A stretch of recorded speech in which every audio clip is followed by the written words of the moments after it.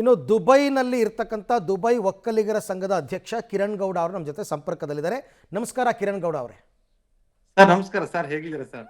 ನಾವು ಚೆನ್ನಾಗಿದ್ದೀವಿ. ನಿಮ್ಮ ಯೋಗಕ್ಷೇಮ ವಿಚಾರಿಸಬೇಕಲ್ಲ ಈಗ. ಖಂಡಿತ ಸರ್, ಥ್ಯಾಂಕ್ ಯು. ಹೇಗಿದ್ದಾರೆ? ನಿಮ್ಗೆ ಯಾರು ಸಂಪರ್ಕ ಮಾಡಿದಾರ ಕನ್ನಡಿಗರು ಅಲ್ಲಿ ಇರ್ತಕ್ಕಂಥವ್ರು, ಏರ್ಪೋರ್ಟ್ ಅಲ್ಲಿರೋರು ಯಾರು?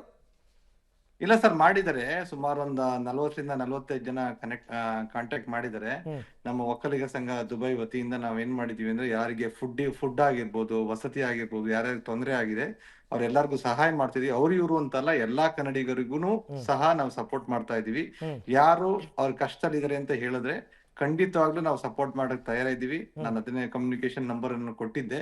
ಯಾರು ಬೇಕಾದ್ರೆ ನಮ್ಗೆ ಸಹಾಯ ಮಾಡಿ ಅವ್ರಿಗೆ ಸಹಾಯ ಮಾಡ್ಬೋದು ಅಂತ ನಾನು ಹೇಳ್ತೀನಿ. ಓಕೆ, ಇವಾಗ ನಿಮ್ಮನ್ನ ಕಾಂಟ್ಯಾಕ್ಟ್ ಮಾಡಿದವರೆಲ್ಲ ಎಲ್ಲೆಲ್ಲಿ ಸಿಕ್ಕಾಕೊಂಡಿದ್ದಾರೆ ಸರ್? ಅದೇ ಈಗ ಶಾರ್ಜಾದಲ್ಲಿದ್ದಾರೆ, ಕೆಲವೊಬ್ರು ಏರ್ಪೋರ್ಟ್ ಅಲ್ಲಿ ಇದಾರೆ, ಕೆಲವೊಬ್ರು ಸುಮಾರು ಜನ ಯಾವ್ದೋ ಇವೆಂಟಿಗೆ ಅಂತ ಎಲ್ಲ ಬಂದಿದ್ರು. ಇಲ್ಲೇನು ಎಲ್ಲ ಸ್ಟ್ರಕ್ ಆಗಿದ್ರೆ, ಹೋಟೆಲ್ ಎಲ್ಲ ಇವತ್ತು ಚೆಕ್ಔಟ್ ಆಗ್ಬೇಕಿತ್ತು, ಎಲ್ಲ ಚೆಕ್ಔಟ್ ಆಗಿದ್ದಾರೆ. ಮತ್ತೆ ಈಗ ಹೋಟೆಲ್ ವ್ಯವಸ್ಥೆಗಳು ಬೇಕಿತ್ತು. ಈಗ ನಮ್ದೇ ಹೋಟೆಲ್ ಇರೋದ್ರಿಂದ ನಮ್ದೇ ರೆಸ್ಟೋರೆಂಟ್ಸ್ ಇದೆ. ಹಾಗಾಗಿ ಎಷ್ಟಾಗುತ್ತೆ ನಮ್ಮ ಕೈಲಾದಷ್ಟು ಎಲ್ಲರಿಗೂ ನಾವು ಸಹಾಯ ಮಾಡ್ತಾ ಇದೀವಿ ಸರ್ ಇವಾಗ. ಓಕೆ, ಯಾರಿಗೂ ಏನು ತುಂಬಾ ತೊಂದರೆ ಆಗಿದೆ ಅಂತಕ್ಕಂಥ ಪರಿಸ್ಥಿತಿ ಏನಿಲ್ಲ ಹಾಗಾದ್ರೆ? ಇಲ್ಲ ಸರ್, ಖಂಡಿತವಾಗ್ಲೂ ಅಲ್ಲ. ಏನ್ ಆತರ ತಿಳಿಗೊಳಿಸಿದ್ರೆ, ಆತರ ಏನು ಮಿಸೈಲ್ ಗಿಸೈಲ್ ಏನು ಆತರ ಏನು ಇಲ್ಲ. ಇವಾಗ ಆಲ್ರೆಡಿ ರಾತ್ರಿ ಎಲ್ಲ ಮುಗ್ದಿದೆ ಎಲ್ಲರೂ. ಈಗ ಏರ್ಪೋರ್ಟ್ ಅಷ್ಟೇ ಕ್ಲೋಸ್ ಆಗಿದೆ, ಇನ್ನ ಯಾವ್ದು ವಿಮಾನ ಹಾರಾಟ ಏನು ಇಲ್ಲ. ಮೋಸ್ಟ್ ಪ್ರಾಬಲಿ ಎಂಬಸಿ ತುಂಬಾ ಕೆಲಸ ಮಾಡ್ತಾ ಇದೆ. ಮತ್ತೆ Dubai is a safest city, ನಿಮ್ಗೆ ಗೊತ್ತಿರಂಗೆ is a safest city. First time is happen ಅಷ್ಟೇ. ಬಟ್ ಇಸ್ ಎಲ್ಲಾ ಮಿಷನ್ಸ್ ಡಿಫೆನ್ಸ್ ಎಲ್ಲ ನೀಟಾಗಿ ಇದ್ ಮಾಡಿ ಎಲ್ಲ ಡಿಸ್ಟ್ರಾಯ್ ಮಾಡಿದ್ದಾರೆ. ಬಟ್ ಎನಿವೇ ಇಸ್ ಈಗ ಅಂಡರ್ ಕಂಟ್ರೋಲ್ ಅಲ್ಲಿ ಇದೆ ಅಂತ ಹೇಳಕ್ಕೆ. ಓಕೆ, ಇವಾಗ ಇರಾನ್ ನಿಂದ ಮೇಲಿಂದ ಮೇಲೆ ದಾಳಿ ಆಗ್ತಾ ಇದೆ ಅನ್ನೋ ಮಾಹಿತಿ ಬರ್ತಾ ಇತ್ತು. ಆ ತರದ್ದೇನಾದ್ರೂ ಸಿಚುವೇಶನ್ ಇದೆಯಾ ಅಂತ?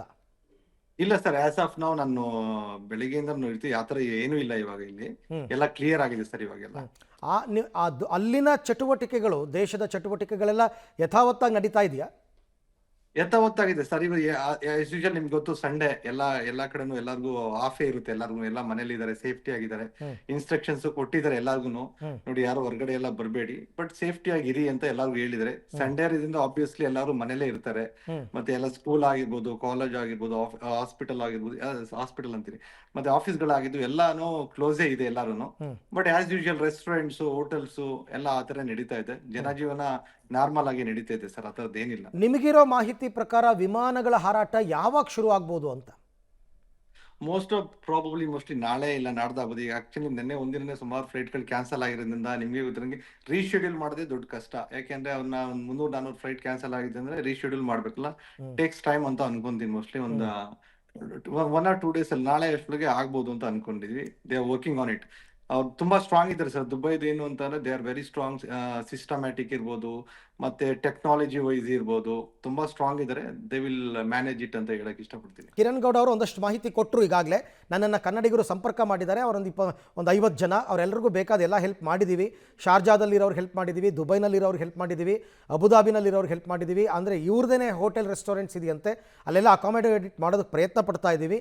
ಆಮೇಲೆ 2-3 ದಿವಸದಲ್ಲಿ ವಿಮಾನಗಳ ಹಾರಾಟ ಆರಂಭ ಆಗುತ್ತೆ. ಅಲ್ಲಿ ತನಕ ಎಲ್ರಿಗೂ ನಮ್ಮ ಕೈಲಾದ ಸಹಾಯ ಮಾಡಿದ್ದೀವಿ. ನಂಬರ್ ಕೂಡ ಕೊಟ್ಟಿದ್ದೀನಿ, ಯಾರು ಬೇಕಾದ್ರೂ ಕಾಂಟ್ಯಾಕ್ಟ್ ಮಾಡಬಹುದು ಅಂತ ಈಗ ಅವರು ಕಿರಣ್ ಗೌಡ, ದುಬೈ ಒಕ್ಕಲಿಗರ ಸಂಘದ ಅಧ್ಯಕ್ಷ, ಮಾಹಿತಿ ಕೊಟ್ಟಿದ್ದಾರೆ.